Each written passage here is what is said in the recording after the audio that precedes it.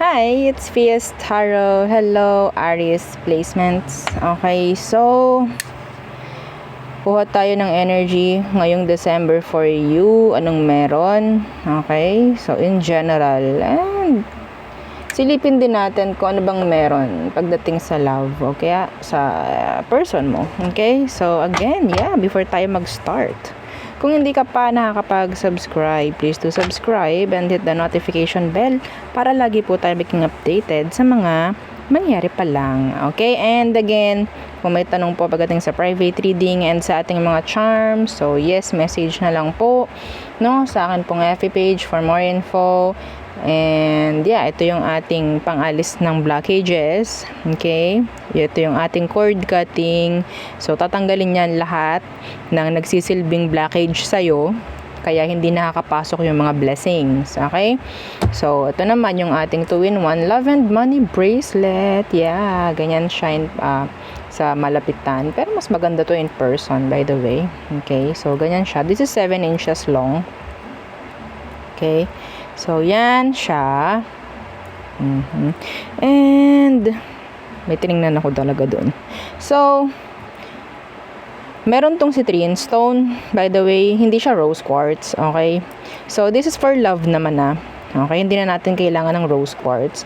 So, ang dinagdag na lang natin dito is yung citrine stone. Okay? Citrine po is for money. Okay? So, ito naman is yung ating granter necklace. So, si granter, ang kaibahan niya dito, ito, magbibigay ng kahit anong maganda sa love and money. Ito naman, dito kayo pwedeng wish, okay, and mag-manifest. Siya naman yung mag-grant. Okay, this is granter necklace. Okay, ito yung granter necklace natin. This is unisex. Okay, kung ikaw lalaki, gusto mo nito, pwede naman, lagay mo lang sa red pouch. Okay, so, Itong dalawang to, again, may mga po-provide sa inyo. And, kung may blockage ka, may ipon lang sa frequency mo. No? May ipon lang. And, kung meron ka ng pangtanggal, like this, edi, mas maganda para tuloy-tuloy po, no, yung pasok. And, syempre, yung ating mga evil eye protection, they're all available. Yung ating ring, necklace. Bakit parang, ang labo ng camera? Parang ganun pa rin. Baka talagang malabo yung camera ko. Kailangan ng paltan. Anyway. So, yung ating cleansing kit is available. O cleansing and recharging kit. So, yung ating white sage yan, yung ating crystal for recharging. And syempre, meron pa rin tayo, no? Hindi tayo magpapaalis ng love spray. Okay? Ang daming humahabol. I'm sorry. Ang daming humahabol. So, kung sino man pa yung mga gustong humabol pa, ang dami Oo, ang dami nagpapa-reserve, ganyan. Well, message na lang po. Titingnan natin, gagawa natin ng paraan. Okay? So, yes, let's start the reading. Okay, Aries. Okay, so gamit tayo ng oracle. Kuha tayong 3. This December, for Aries placements, this December, official person. Okay, so, andyan yung energy na pwede kang ma-promote. Okay, mabigyan ng credits, merits. Yan, okay. Makilala ka, mga ganyan, awards. Okay?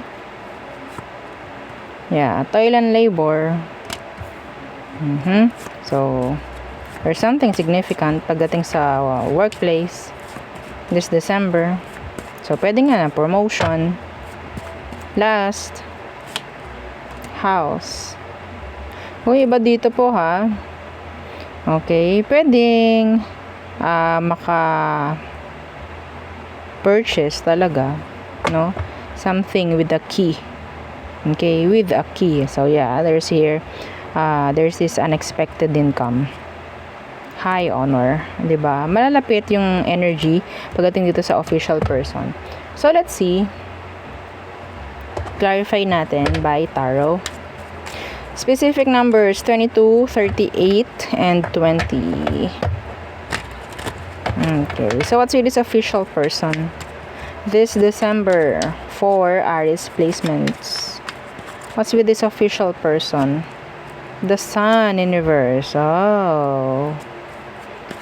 There's this energy of a secret or a surprise. Okay, I'm hearing a surprise. Mas maganda, surprise. Okay.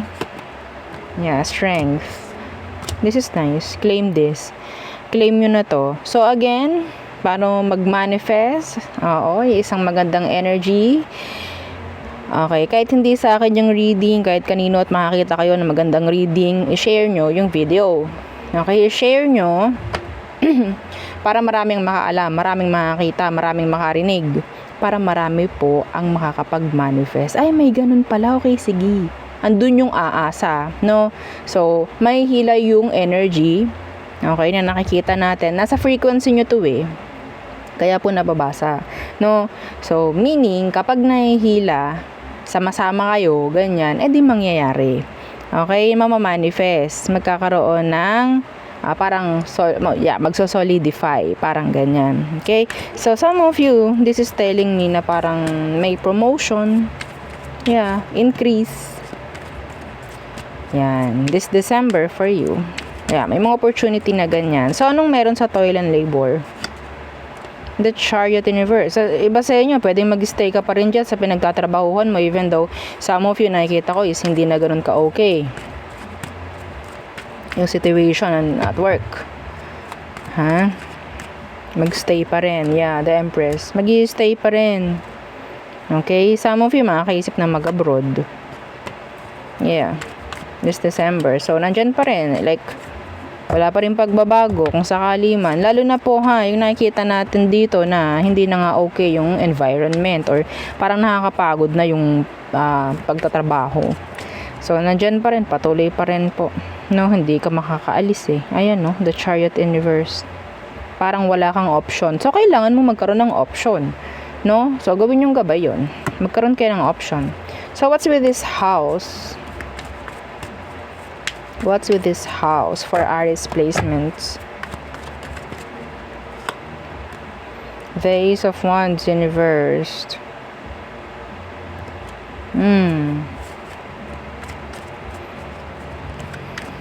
And merong hindi something, pwedeng meron dito. I'm hearing due dates. Okay, I'm hearing due dates. Meron ditong parang mapepending ang paglipat. Hindi makakalipat agad. Some of you, pwedeng meron kayong mga biniling bahay na parang hindi agad makakalipat. Yes. Yeah. Two of Cups.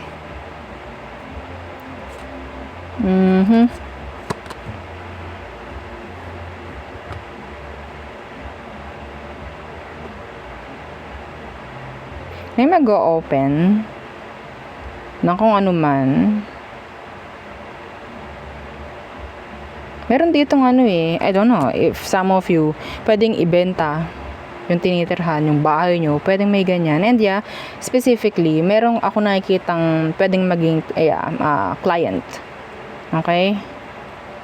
Pwedeng magkaroon ka ng client. Yung iba dito na merong binibentang bahay na hindi mabenta-benta. Specific po, no? Or kung ano man, lupa, establishment, pwedeng magkaroon po ng client this December. Pwedeng may makakagusto. Claim it. Okay? So, para mag-manifest, again, share nyo yung video. Share nyo to. Okay? Para maraming makarinig. Marami ang makaalam na may ganun. Okay? So, thank you sa mga mag-share. Agad-agad. So, let's go sa inyong person. Okay. So, para sa buwan ng December, anong meron? Let's see. The person on your mind. So, ito na naman tayo. The person on your mind, Aries. So, sino to? Okay, let's see the person on your mind this December. Who is this? The Hermit in reverse could be a Virgo. Some of you, hindi na kayo nagkikita nito, hindi na kayo nag-uusap. Okay, not for all. Pero ano tong the Hermit in reverse? Yeah. You're thinking of this person. Okay? Living on your mind, rent-free. You need something from them. Kailangan mo ng kung ano man mula sa taong to. Nag-iiyak ka na. Okay? Stress ka na. Pwedeng itong taong to bigla kang iniwan lang sa ere. Isip ka ng isip, ano kayang dahilan? So, yun po ha. Pwedeng kunin nyo yung nakaka-resonate. Okay? Hindi lahat. Yeah. So, anong kailangan mong malaman sa kanya? Anong kailangan mong malaman sa person mo this time? Anong kailangan mong malaman kay person? Okay, the King of Pentacles in reverse. This is being self-centered. Okay, may chance na iniisip lang nito sarili niya, practical, mga ganyang bagay. Their back is turned, they're guarded, parang ganyan. They're not available. Yeah, see, the Queen of Pentacles. Andito yung parang nagmamatigas yung tao, or sabihin natin, you're feeding their ego. You are! Ba't ka nasigaw, madam? Wala. Wala lang. So, pwedeng mag-asawa kayo nitong taong to. Yes. And, bigla na lang, nawala. Okay. Some of them, merong Queen of Pentacles dito. Ang kailangan mong malaman sa situation is, hindi mo siya dapat kailanganin. This time. Yes. Madam, asawa ko kasi yan. Paano hindi ko kakailanganin? Ito ang sinasabi.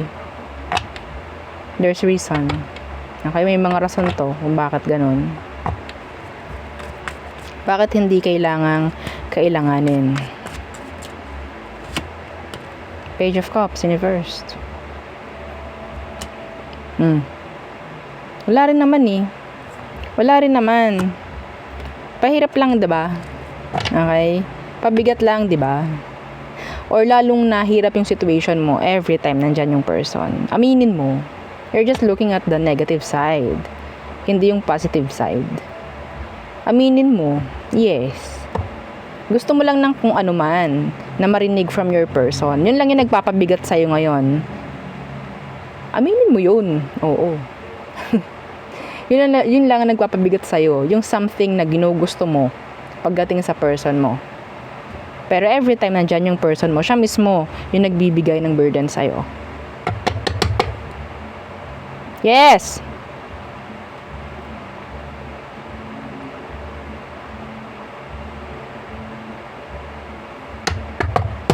Okay?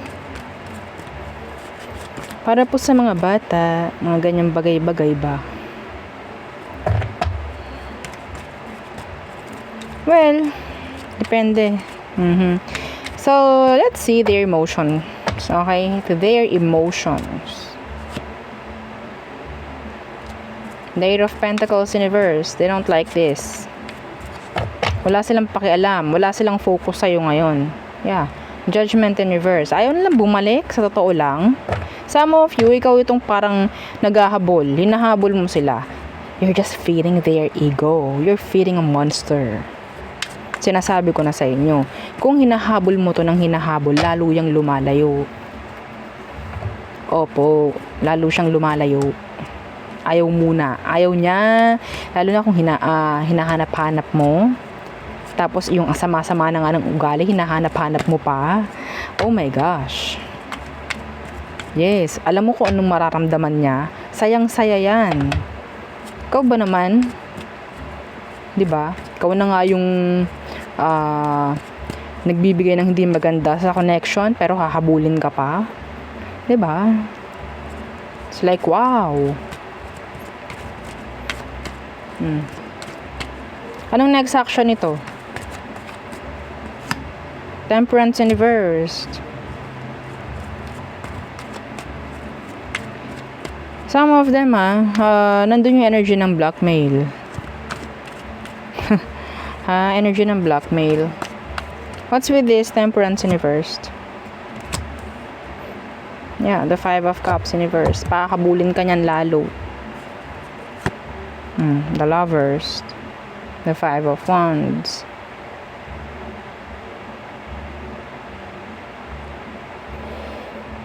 Magpapahabol po lalo. So, tigilan nyo kung hinahabol nyo. Pero kung hindi man, hayaan nyo siya. Maging mukhang TANGA. No? Oo, magpapansin yan. Yung mga hindi po mahabol, iba dyan, hindi nyo hinahabol tong taong to. Hayaan nyo sila magpahabol at magmukhang TANGA. Okay? Yeah.